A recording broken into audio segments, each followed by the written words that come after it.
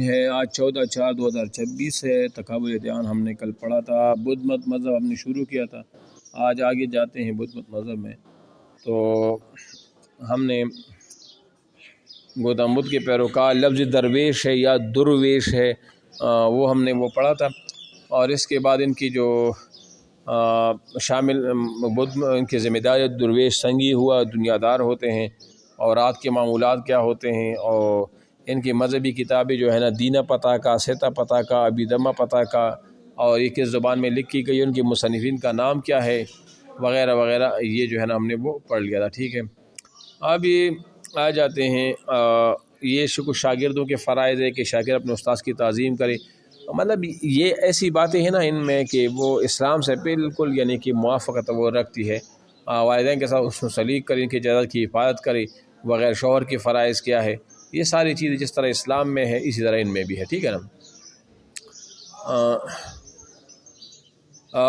بدھ مذہب کے مختلف عقائد ہیں ابھی کہ ان کی بنیادی عقائدوں میں سے وہ کیا ہے۔ بدھ مذہب کی موجود تعلیمات کے مطابق گوتم بدھ کی باتوں میں خدا کا تذکرہ ملتا ہے، جسے وہ ایسانا کہتے ہیں۔ ایسانا یعنی ایسانا، اس طرح ہم اللہ کو خدا کہتے ہیں نا، اس طرح بدھ مذہب میں خدا کے لیے لفظ ایسانا وہ کیا ہوا ہے، وہ استعمال وہ ہوا ہے، ٹھیک ہے۔ اور چنانچہ وہ اشوک کی جو کتب دریافت ہوئی ان میں سے ایک کتبے پر بھی لکھا ہوا ہے کہ خدا ایسانا پر ایمان لاؤ، اس کی ہستی کا اقرار کرو، کیونکہ وہی اس بات کا حقدار ہے کہ اس کی اطاعت اور ایسانا، یہ ایسانا وہ لفظ ہے، ٹھیک ہے۔ تو اس کے علاوہ فرشتوں سے متعلق بھی ان کا ایک عقیدہ ہے۔ روح سے متعلق تو بدھ کا یہی عقیدہ، روح سے مراد یعنی اللہ کی ذات جو مراد لیتے ہیں یا جو بھی ہے۔ روح سے متعلق بدھ کا جو عقیدہ ہے، روح سے متعلق گوتم بدھ کی عقیدے کی وضاحت کرتے ہوئے شرد ہے پرکاش دیو جی جو ہے نا وہ لکھتا ہے کہ انسان کے مرنے کے بعد اس کے جسم کی مثال اس مہمان کی طرح ہوتی ہے جو اپنے میزبان سے رخصت ہوتے وقت اس کی گھریلو حالات کو زمانے گزشتہ سمجھ کر وہیں چھوڑ جاتا ہے، لیکن یاد رہے کہ اس کی روح مرتی نہیں بلکہ ایک اعلیٰ زندگی سے حاصل وہ ہو جاتی ہے، ٹھیک ہے۔ یہ ہوا۔ فرشتوں سے متعلق عقیدہ کیا ہے؟ گوتم بدھ کے ایک مشہور شاگرد اشوک کے لکھے ہوئی جو کتب دریافت ہوئے ہیں وہ پالی زبان میں پتھروں پر لکھے ہوئے ہیں، جسے سب سے پہلے پر نسب نے پڑھا، تاہم اب عربی زبان میں ترجمہ ہو چکے ہیں۔ ان کے مطالعے سے یہ بات واضح ہوتی ہے کہ گوتم بدھ دیوتاؤں کا قائل تھا، لیکن وہ ہندو کی طرح کی کیفیات بیان نہیں کرتا بلکہ وہ ان کا تذکرہ ان صفات سے کرتا جو فرشتوں میں پائی جاتی ہے۔ چنانچہ نے کتاب میں لکھا ہے کہ ایک سور کی دیوتا ہے جس کا روشن چہرہ اور لباس برف کی طرف سفید ہے، اور اس طرح لکھتا ہے کہ ایک برہمن گوتم بدھ کے پاس آیا اور اخلاقیات کے متعلق چند سوالات کی اور عمدہ جواب پا کر وہاں سے وہ غائب ہو گئے۔ اس طرح ایک دوسری جگہ لکھتا ہے کہ آسمان اور اس کی بلندیوں میں دیوتا بھرے ہوئے ہیں، سب سے اوپر برہما کا عرش اور اس کی دیوتا ہے، یعنی کہ مطلب فرشتوں کی وجود کا بھی وہ قائل تھا، لیکن ہندیوں کی طرح وہ ان کی جو ہے نا وہ کیفیات بیان وہ نہیں کرتا تھا، ٹھیک ہے نا۔ قیامت سے متعلق عقیدہ اشوک کی نزدیک گوتم بدھ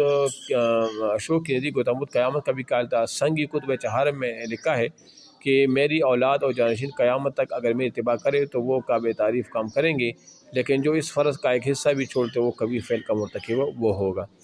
اب حیات بعد الموت سے متعلق عقیدہ کی مثال کے طور پر مرنے کے بعد اور دوبارہ زندہ ہونے کا عقیدہ وہ کیا تصور پایا جاتا ہے؟ تو اشوک کے دریافت شدہ کتبوں سے یہ بھی معلوم ہوتا ہے کہ بدھ مت میں حیات بعد الموت کا عقیدہ موجود ہے۔ سنگی کتب میں لکھا ہے کہ اس میں اپنی کوششوں اور کام کی رفتار سے کبھی بھی مطمئن نہیں رہتا، کیونکہ میں ساری زندگی کی خبرگیری کو اپنے لیے ایک مقدس فریضہ سمجھتا ہوں۔ یعنی مطلب یہ ہوا کہ وہ قیامت میں بعد الموت پر جو ہے نا وہ بھی ان کا عقیدہ وہ تھا، ٹھیک ہے۔ اب بدھ مذہب کا اسلام کے ساتھ تقابلی جائزہ ہے، یعنی ہمیں گوتم بدھ جو مذہب ہے اس کا یعنی کہ صحیح پتہ کیسے چلے گا کہ مثال کے طور پر جو گوتم بدھ جو مذہب ہے یا ان کی جو بنیادی عقائد ہیں اس کا ہم جب اسلام کے ساتھ ہم اس کا تقابلی جائزہ پیش کریں گے کہ اسلام کے ساتھ ان کا یہ جب ہم کمپیریزن کریں گے، اس کا موازنہ کریں گے تو ہمیں پتہ چل جائے گا کہ کیا گوتم بدھ کے عقائد صحیح تھے یا نہیں تھے، ٹھیک ہے۔ اب ہم جو گوتم بدھ مذہب میں جو بنیادی عقائد ہیں ان کا ہم اسلام کے ساتھ تقابلی جائزہ وہ پیش کرتے ہیں، ٹھیک ہے۔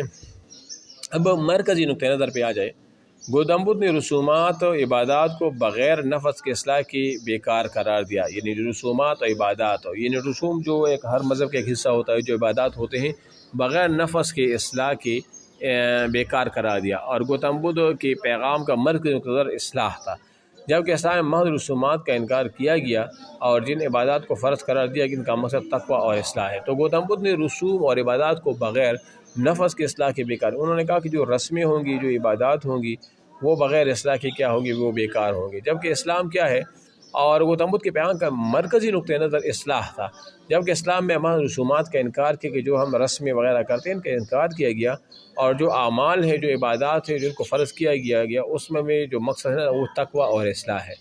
خواہشات نفسانی. گوتم بدھ نے حرص اور حوی کو تمام تکالیف اور مصائب کا سرچشمہ وہ قرار دیا. اس لیے گوتم بدھ نے پیروکاروں کو حکم دیتا ہے کہ حرص و ہوا کے سرکش اونٹی کو ذبح کرو. جب اللہ تعالیٰ نے قرآن مجید میں خواہش نفس کو کچلنے کے بجائے اسی دین اسلام کے تابع کرنے کا وہ حکم دیا ہے، ٹھیک ہے نا.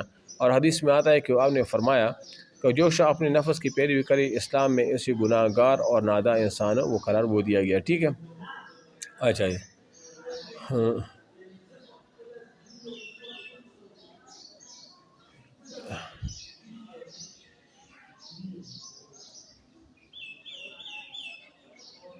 اچھا، اطمینان کیسے حاصل ہوگا؟ گوتم بدھ کی تعلیمات کا اصل مقصد نروان یعنی اطمینان قلب کا حصول ہے، جو خواہشات کو ختم کر کے ہی حاصل ہوتا ہے. جبکہ اسلام میں گواؤ اطمینان قلب کی اہمیت مسلم ہے، لیکن اس کے حصول کا ذریعہ ذکر الہی میں مشغولیت وہ ہوتا ہے، ٹھیک ہے. خلاصہ یہ ہوا کہ بدھ مت میں خواہشات کو کچل کر ختم کرنا اور اطمینان قلب حاصل کرنا مقصود بذات ہے، جبکہ اسلام کا نظریہ اس سے پہلے واضح ہو چکا ہے اور نروان حاصل کرنے کا وہ طریقہ جو بدھ میں ہے اسے غیر فطری قرار وہ دیا. رحمانیت اسلام میں جبکہ اس میں ہے نہیں، بیکاری پن اسلام میں لگے اس میں ہے، متعدی امراض وغیرہ جس طرح وہ کہتے ہیں کہ وہ علم حاصل نہیں کر سکتا، جبکہ اسلام میں اس چیز کی وہ کیا گیا ہے کہ اسلام میں سب کچھ وہ برابر ہے. شرائط داخلہ بھی ہے، فائدہ بھی. یاد رہے کہ بدھ مذہب میں مردے کو زمین ہی میں دفن کر کے اوپر سے مٹی برابر کر دی جاتی ہے اور پھر گول سا کتبہ لگا دیا جاتا ہے.